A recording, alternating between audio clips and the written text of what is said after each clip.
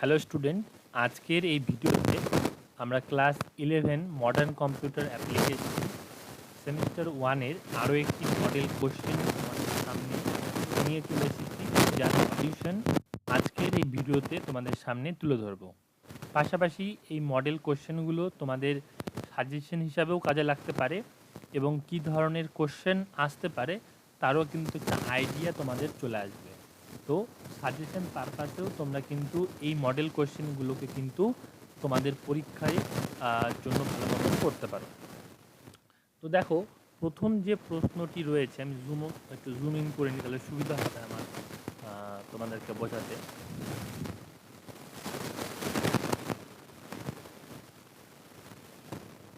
দেখো, প্রথম যে প্রশ্নটি রয়েছে সে প্রশ্নতে বলা রয়েছে সব থেকে ভালো প্রিন্ট আউট হয় যে প্রিন্টারে, সেটা হলো কোন প্রিন্টার। তাহলে সব থেকে ভালো প্রিন্ট আউট হয় যে প্রিন্টারে, সেটা হচ্ছে কিন্তু লেজার প্রিন্টার। তাহলে option B right answer. CRT এর পুরো কথাটি কি, বা সিআরটির পুরো নাম কি আমরা জানি। সিআরটির পুরো নাম হচ্ছে ক্যাথেড রে টিউব। তো অপশন বি হলো রাইট অ্যান্সার। 3 নম্বর কোশ্চেন, হার্ড ডিস্কের প্লেটগুলোকে বলে এদের মধ্যে থেকে কোনটি? তো এটা প্লটার হবে না, এটা প্ল্যাটার হবে। হ্যাঁ, PLA হবে। তো এটা ভুল দেওয়া রয়েছে, কিন্তু অপশন বি রাইট অ্যান্সার। প্রদত্ত কি প্রদত্ত কোন কিটি একা একা কাজ করে না? তো এটার অপশন হবে বি, অল্টের সাথে অন্য কোনো কিছু কিন্তু ব্যবহার করতেই হবে। আর ডি কেন দেওয়া রয়েছে? ডি কিন্তু কোনো রিলেভেন্টই না। তো ডি অপশন হিসাবে ভুল একটা, কিন্তু অ্যান্সার সঠিক হবে অল্ট। বাগ শব্দের অর্থ কী? এই কোশ্চেনটা একটু খুবই বাজে বাজে টাইপের কোশ্চেন। তো বাজে টাইপের বলতে কোশ্চেন অ্যান্সার সহজ, কিন্তু কোশ্চেনটা খুব একটা ভালো মতন তৈরি করা হয়নি।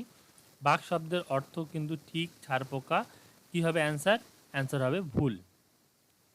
এরপরের যে প্রশ্ন রয়েছে, এরপরের প্রশ্ন আমরা যাব, যেটা হচ্ছে বাম স্তম্ভর সাথে ডান স্তম্ভের কিন্তু সঠিক বিকল্পটি বেছে নিতে হবে, সেটা আমাদের কিন্তু শিখতে হবে। তো দেখো কি বলেছে, যে line printer, impact printer, inkjet printer আর হচ্ছে লেজার প্রিন্টার এটা রয়েছে, তাই তো? তাহলে আমাদেরকে মিলাতে হবে কোনটার সাথে কোনটার মিল রয়েছে। তাহলে দেখো, আমরা খুব সহজেই মিলাবো যে লাইন প্রিন্টার কি, একটি লাইন একসঙ্গে প্রিন্ট আউট করে। লাইন প্রিন্টার একটি লাইন একই সঙ্গে প্রিন্ট আউট করে। আর ইম্প্যাক্ট প্রিন্টারে কিন্তু আমাদের যেটা আমরা কমন জিনিস জানি, লাইন প্রিন্টারটা না জানলেও ইম্প্যাক্ট প্রিন্টারে কিন্তু শব্দ হয়। আর ইঙ্কজেট প্রিন্টার, আমাদের ইঙ্কজেট প্রিন্টারটা কি হবে? ইঙ্কজেট প্রিন্টারটা হবে হলো আমাদের এখানে 3 প্রকার কালি ব্যবহার করা হয়। আর লেজার প্রিন্টারে কিন্তু গুঁড়ো কালি বা ভূষো কালি ব্যবহার করা হয়। বা খুব সহজ করে যদি আমি অ্যান্সার বের করতে চাই, আমরা জানি লেজার প্রিন্টারে গুঁড়ো কালি ব্যবহার করা হয়। তাহলে 4-এর 2 যেখানে রয়েছে সেইটা অ্যান্সারটাই ঠিক হবে। দেখো 4-এর 2 শুধুমাত্র অপশন বিতেই রয়েছে, তাহলে কি অপশন বিটাই রাইট হবে। ওকে, এরপরে দেখো বলেছে ড্যাশ দ্বারা পুরো প্রোগ্রাম মেশিন ভাষায় পরিবর্তন করা যায়। এই কোশ্চেনটা একটু উল্টাপাল্টা রয়েছে। এখানে তোমরা অ্যান্সার করবা কম্পাইলার আর ইন্টারপ্রিটার প্রায় একই কাজ করে, হিসাব মতন দুটো অ্যান্সারই রাইট, কিন্তু তোমরা কম্পাইলারে দাগ দেবা। এরপরে স্টেটমেন্ট এ, ফাইল বা ডিরেক্টরির নাম এ দিয়ে শুরু। ঠিক আছে, কোনো ফাইল বা ডিরেক্টরির নাম এ দিয়ে শুরু। এলএস কমান্ড ব্যবহার করে তার সাথে অ্যাস্ট্রিক ব্যবহার করছে। ঠিক আছে, তাহলে কি এই দুটো কি সম্পর্কযুক্ত বা ঠিক? হ্যাঁ, দুটো সম্পর্কযুক্ত এবং ঠিকও। তাহলে কি option C is the right answer. A B দুটোই সঠিক এবং এ ও বি সম্পর্কযুক্ত হলো। এরপরের যে প্রশ্নটি রয়েছে, এই প্রশ্নটার অ্যান্সার খুবই সহজ। বলেছে 124 প্লাস 52, এটা হচ্ছে অক্টালে যোগ করতে হবে। অক্টালে আমরা যদি এই দুটোকে যোগ করি, নর্মাল যেভাবে যোগ করি সেভাবে যোগ করব, তাহলে নর্মালভাবে যোগ করলে আমাদের অ্যান্সার আসবে 176। ঠিক আছে, বিসিডি কোডকে অন্য কোন নামে ডাকা হয়? বিসিডি কোডকে আমরা জানি যে 8421 কোড নামে ডাকা হয়।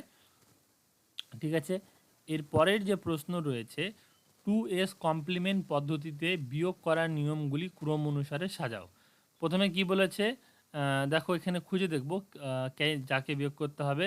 উপরের সংখ্যার সঙ্গে যোগ করো যাকে বিয়োগ করতে হবে, তাহলে কি বলেছে প্রথমে আমাদের হবে যাকে প্রথমে কি যাকে বিয়োগ করতে হবে তাকে 2s কমপ্লিমেন্ট বের করতে হবে, তাহলে অপশন 3 আগে হবেই। দেখতে হবে অপশন 3 কোথায় কোথায় রয়েছে, দেখো অপশন 3 শুধুমাত্র এই সিতেই রয়েছে, তাহলে option C is the right answer. Okay, এরপরের দেখো যে প্রশ্নটা রয়েছে, আমি চলে আসি নিচের দিকে। স্টেটমেন্টগুলি ট্রু ফলস নির্বাচন করো, এটা একটু কঠিন করে দিয়েছে। তো বলছে যদি আমরা হচ্ছে পঁয়ত্রিশ পঁয়ত্রিশ যেটা হচ্ছে তোমার ডেসিমেল রয়েছে সেটাকে যদি আমরা অক্টালে কনভার্ট করি তার মান কি 43 আসবে? পঁয়ত্রিশ যেটা রয়েছে, যেটা হলো ডেসিমেলে রয়েছে, যদি আমরা বাইনারিতে কনভার্ট করি তাহলে কি এই মানটা আসবে?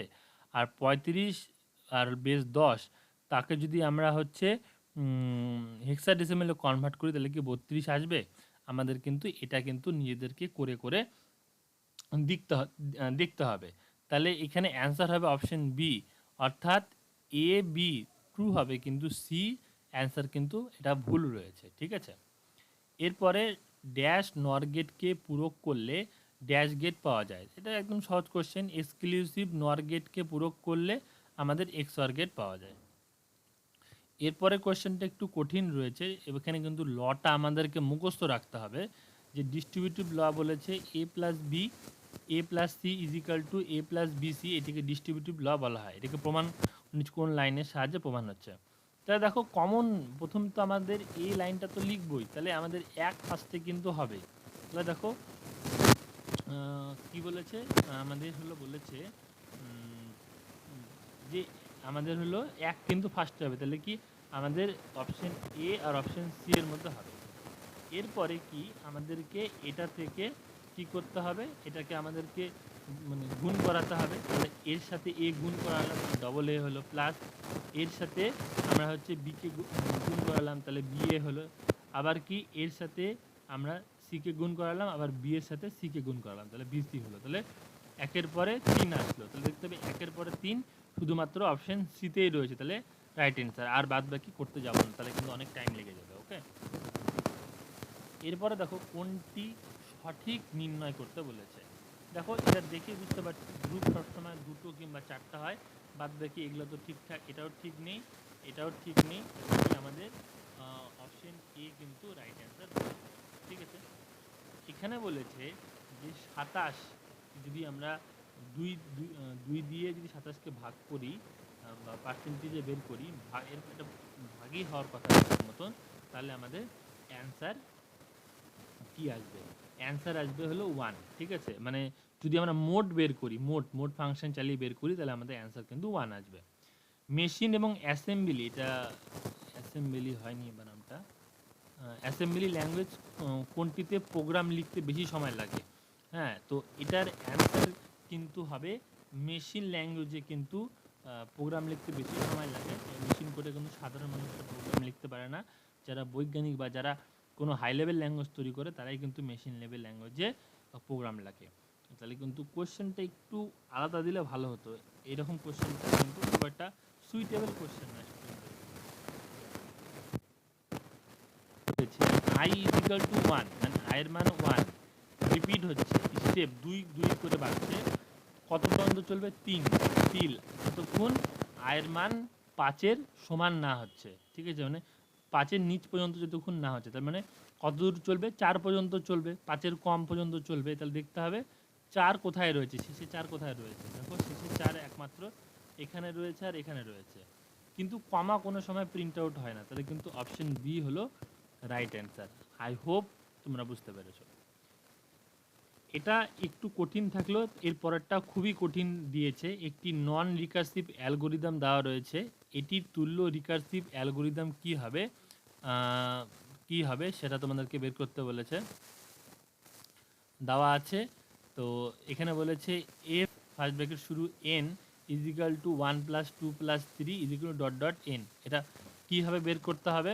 যে নন রিকারসিভ থেকে রিকারসিভে বের করতে গেলে আমাদেরকে কি করতে হবে, যে স্টেপ বাই স্টেপ যেতে হবে, তাই না?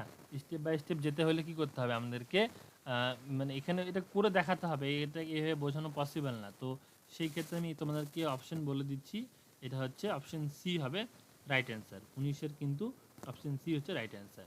এই কোশ্চেনটা সহজ রয়েছে। চিত্রটি ফ্লোচার্টকে কীভাবে ব্যবহৃত হয়, এটা কোথায় ব্যবহৃত হয়, এটা আমরা জানি যে প্রসেসিংয়ের ক্ষেত্রে ব্যবহার করা হয়, এটা প্রসেস লেখা রয়েছে, তা তবুও ঠিক রয়েছে। নিচের বলেছে ফ্লোচার্ট একটি, আমাদের যে এই বক্সটা রয়েছে এটি কেন ব্যবহার করা হয়, মানে ফ্লোচার্টে একটি এই বক্সটার ইনপুট এবং আউটপুট কতগুলো হতে পারে, ইনপুট একটা হবে আউটপুট একটা হবে, কমন বিষয়, খুব সহজ কোশ্চেন। এই কোশ্চেনটা বলেছে ডেটাকে ক্লাসের মধ্যে সীমাবদ্ধ রাখে, ক্লাস ক্লাস ব্যবহারকারী তৈরি করা ডেটা টাইপ কী হতে পারে, আর এই ক্লাসের মধ্যে চাইল্ড ক্লাস কোনটি। তাহলে কি আমাদের এখানে দেখতে হবে কোনটার সাথে কোনটা মিলছে, যে এই ডেটাকে ক্লাসের মধ্যে সীমাবদ্ধ রাখে কে রাখে, এনক্যাপসুলেশন। তাহলে আমাদের খুঁজতে হবে 4 কোথায় কোথায় রয়েছে, দেখো 4 রয়েছে, বিতে রয়েছে আর সিতে রয়েছে। এরপরে খুঁজতে হবে যে ক্লাসের মূলত একক কি, ক্লাসের মূলত একক অবজেক্ট আমরা পড়েছি, তাহলে কি দেখতে হবে কোথায় কোথায় 2 এর 3 রয়েছে, দেখো 2 এর 3 দুই জায়গায় রয়েছে। এরপরে পড়তে হবে যে ব্যবহারকারী তৈরি করা ডেটা টাইপ, তো তাহলে তাকে কি বলা হয়, তাকে ক্লাস বলা হয়। দেখতে হবে 2 কোথায় রয়েছে, তাহলে এখানে রয়েছে, তাহলে কিন্তু option B is the right answer. I hope তোমরা বুঝতে পেরেছ। এরপরের যে কোশ্চেনগুলো রয়েছে, এই পরের কোশ্চেনগুলো আমরা দেখব। দুটি সংখ্যার যোগফলের বর্গ নির্ণয় করার জন্য অ্যালগোরিদম ক্রম অনুসারে সাজাতে বলছে। দুটি সংখ্যার আমরা অ্যালগোরিদম তৈরি করব। দেখো ফার্স্টে তো আমরা ইনপুট নেব, তাই কি না, তাহলে আমাদের ফার্স্টে 4 কমন হবেই। তারপরে কি আমাদের ডেটাগুলোকে জমা করব, মানে লাস্টে 3 হবে, তাহলে 4 আর 3 লাস্টে যেখানে রয়েছে সেই অ্যান্সারগুলো হওয়া উচিত, তাহলে এই দুটোর মধ্যে হওয়া উচিত। তারপরে কি আমাদের সেটাকে মানে কি করব, ক্যালকুলেশন করাবো, শেষে আমাদের এন্ড হবে, তারপরে প্রিন্টের আগে এন্ড হবে, তাহলে আমাদের এক কি হবে, শেষের দিকে হবে, তাহলে আমাদের কি হবে অ্যান্সারটা 23-এ সি। কারণ কি 4 আমাদের আগে হচ্ছে, তারপরে হচ্ছে আমাদের কি হবে, আমরা গুণ করাবো, তারপরে প্রিন্ট আউট করাবো, তারপরে আমাদের কি এন্ড হবে, হলো। এরপর দেখো যে কোশ্চেনটা রয়েছে, স্টেটমেন্ট এফ ফার্স্ট ব্র্যাকেট শুরু ওয়াই ইজিক্যাল টু এক্স, আর এফ ফার্স্ট ব্র্যাকেট শুরু Y equal to X into F first bracket শুরু ওয়াই মাইনাস ওয়ান, এর মধ্যে কোনটা ঠিক। এখানে এখানে ব্যাপারটা হচ্ছে যে এক্সের মধ্যে যে ভ্যালুটা থাকবে সেটা ওয়াইয়ের মধ্যে গিয়ে সঞ্চয় হবে, তারপরে এক্সের সাথে মানে এফ ওয়াইয়ের মধ্যে যে ভ্যালুটা জমা হচ্ছে সেটার গুণ হবে, এবং ওয়াইয়ের সাথে ওয়ান মাইনাস হবে, ওয়ান মাইনাস হলে আমাদের কি হবে অ্যান্সারটা বের হবে। তাহলে এর মধ্যে কোনটা ঠিক, তাহলে এর মধ্যে কিন্তু ডি ঠিক, এইটা এই লাইনটা হবে না, যদি স্টেটমেন্ট এক্স নির্ণয় করা যাবে, ঠিক আছে। প্রিন্ট সাম এস, আমাদের প্রিন্ট করা হলো যে সামকে, যেটা হলো এস প্রিন্ট আউট হচ্ছে। আমাদের স্কুলে অ্যাড্রেস প্রিন্ট করতে চাই, ঠিক আছে, তাহলে কি হচ্ছে আমাদের এটা অ্যান্সার হচ্ছে এ, দুটোই ঠিক কাজ করছে, কিন্তু এদের মধ্যে কোনো সম্পর্ক নেই, তাই জন্য option D is the right answer. ওয়ার্কবুকে উইন্ডোর একবারে নিচের দিকে যেটা থাকে সেটা কি থাকে, আমরা প্রত্যেকেই জানি আমাদের ওয়ার্কবুক উইন্ডোর নিচে থাকে হচ্ছে স্ট্যাটাস, তাই তো।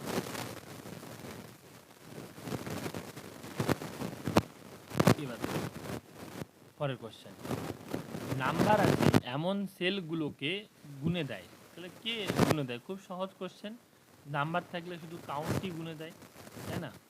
তাহলে এটার অ্যান্সার কি হবে, এটা অ্যান্সার দেওয়াই রয়েছে, এটা ক্যাপিটালে রয়েছে আপার ইন্ডিয়া, তাহলে এর কি হবে, ইন্ডিয়া হবে রাইট অ্যান্সার। এবার কি এক্সেল ওপেন করা হলো এবং সেলটি সিলেক্ট করা থাকে, তাকে ড্যাশ বলে। এখানে কোনো ড্যাশ লিখে এন্টার দিলে সেই সেলটি সিলেক্ট হয়, তাহলে এটা কি হবে অ্যাক্টিভ সেল, এবং বাদবাকিটা এখানে লিখে সেটাকে যে সেটাকে সিলেক্ট করা সেল অ্যাড্রেস বলা হয়, তাহলে 29-এর কি হবে, 29-এর হবে বি। এবার কি দেখো পরের যে কোশ্চেনটা রয়েছে, পরের কোশ্চেনটা হচ্ছে ফন্ট সাইজ বড় করা হয় যেভাবে তার স্টেপগুলি করতে বলেছে। তাহলে ফন্ট সাইজ বড় করতে গেলে প্রথমে ডেটাটাকে সিলেক্ট করতে হবে, তাহলে অপশন 3 যেখানে থাকবে সেই অ্যান্সারটা আগে হবে, তাহলে 2 জায়গায় রয়েছে, তারপরে কি করতে হবে হোম ট্যাবে যেতে হবে, তাহলে 1, তাহলে কি option C is the right answer. নিচের স্টেটমেন্টগুলি সত্য ট্রু এবং ফলস নির্ণয় করতে বলেছে। এক্সেল এক্সটেনশন এক্সএলএস এটা ঠিক।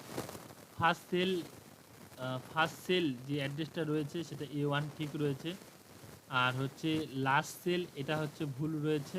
আর লাস্ট কলাম এটা হচ্ছে ঠিক রয়েছে। তাহলে কি হবে 31-এর না তোমার লাস্ট কলাম অ্যাড্রেসও এটা হবে না। লাস্ট কলাম অ্যাড্রেস এটা হবে না, এটা লাস্ট সেল অ্যাড্রেস হবে। তাহলে কি হবে option A is the right answer. A মানে 1 আর 2 ঠিক, বাদ বাকিগুলো ভুল।